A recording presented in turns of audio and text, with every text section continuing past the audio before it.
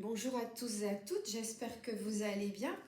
Je vous propose de tracer le chemin de vie des enfants qui sont nés le 26 octobre 2023. Donc en numérologie, le 26-2023, ça nous donne le chiffre 7. Nous sommes sur le chemin de vie numéro 7 qui correspond au pouvoir de la liberté, du bien et du mal, de sa propre voie à suivre. Nous avons affaire là à des penseurs, à des philosophes, à des mystiques, à des sages. Dans le tarot, le 7 correspond à l'arcane du chariot.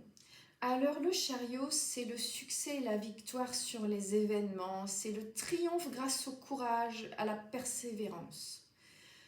Nous avons chez ces enfants nés le 26-10-2023 de bonnes énergies physiques et morales, une grande confiance en soi qui se développera évidemment tout au long de la vie et des épreuves qui vont être vaincues avec facilité.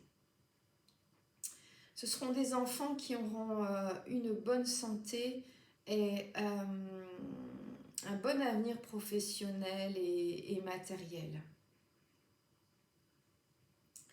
La planète de ces enfants nés le 26 octobre 2023, c'est Uranus.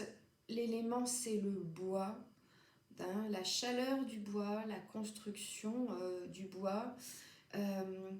Il va y avoir là, chez ces enfants et plus tard ces adultes, beaucoup de perspicacité, de foi en l'amour, de sagesse, je vous disais, et même de philosophie.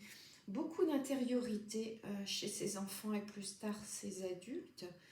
Ce seront des personnes intelligentes et réfléchies, sages, comme je vous disais, pleines de ressources, de forces intérieures, de vérité et de sincérité. Ce seront également des enfants et plus tard des adultes qui ne tiendront pas en place, qui aimeront voyager, qui auront besoin de bouger, mais de bouger à grande échelle, je dirais. Donc on est plus dans le voyage que dans la visite à papa-maman. Alors, durant les périodes un peu plus éprouvantes, ces enfants, ces adultes pourront avoir un comportement antisocial, un peu rébarbatif au changement, vous voyez. Ils pourront être survoltés, un peu sanglants, un peu agressifs, malgré la malice, je dirais, qui reste toujours là en eux. Dans les moments difficiles, ce sont des enfants, ce seront des adultes qui n'auront pas un échange facile avec leur entourage. Alors dans la vie, il faudra qu'ils apprennent à faire confiance justement à la vie. Il faudra qu'ils apprennent à reconnaître les compétences des autres, à à accepter, on va dire, l'échec et à le prendre comme une expérience, justement, pas comme un échec, comme une expérience qui forge la personnalité et qui est donc indispensable à chacun de nous. Qu'ils réalisent que ce sont finalement des cadeaux de la vie, ces obstacles à franchir pour les rendre plus forts, physiquement et mentalement évidemment.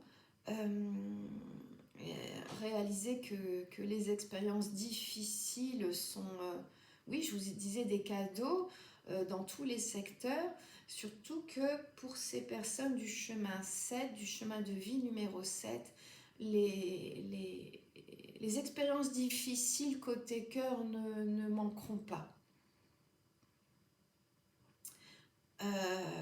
Ces personnes vont être assez habiles, je dirais, pour fuir la réalité dans la vie. Ça peut être lié à ce besoin justement de toujours partir en voyage, toujours partir plus loin.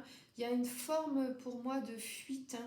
On fuit la réalité dans la douce illusion qu'en mettant des kilomètres entre ces problèmes et soi, les problèmes diminuent. Et c'est une vue de l'esprit.